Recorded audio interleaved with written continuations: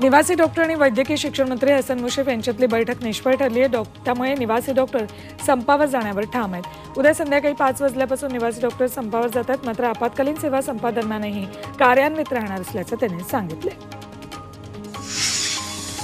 शिक्षक भरतीची जाहिरात अखेर प्रसिद्ध झाली। तब्बल 21,000 जागांसाठीची जाहिरात शिक्षक विभागाने प्रसिद्ध केली।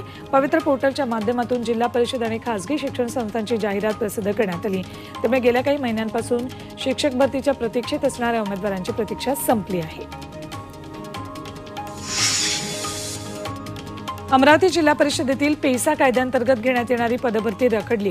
475 पदांसाठी अर्ज मागवण्यात आले होते। या जागा आदिवासींसाठी होत्या, मात्र गैर आदिवासी उमेदवारांनी अर्ज केल्यानं हे प्रकरण कोर्टापर्यंत पोहोचलं। त्यामुळे ही पदभरती रखडली, ती तातडीनं घ्यावी अशी मागणी सुशिक्षित आदिवासी उमेदवारांनी केली आहे।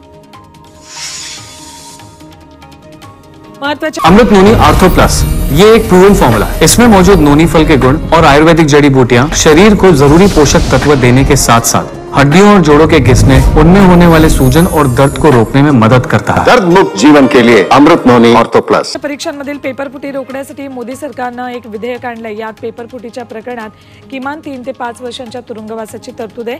तसंच संघटित गुन्हेगारीसाठी 5 ते 10 वर्षांच्या शिक्षेचीही तरतूद आहे। तर दुसऱ्याच्या जागी परीक्षेला बसल्यास कठोर शिक्षेसह दंडाचीही तरतूद करण्यात आली आहे।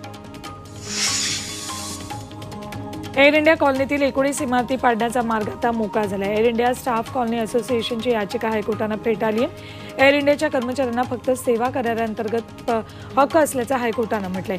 न्यायमूर्ती राजेश लड्डा यांच्या एकलपीठानं हा निर्णय दिलाय। कलिनात 184 एकर परिसरामध्ये एअर इंडियाची कॉलनी वसली।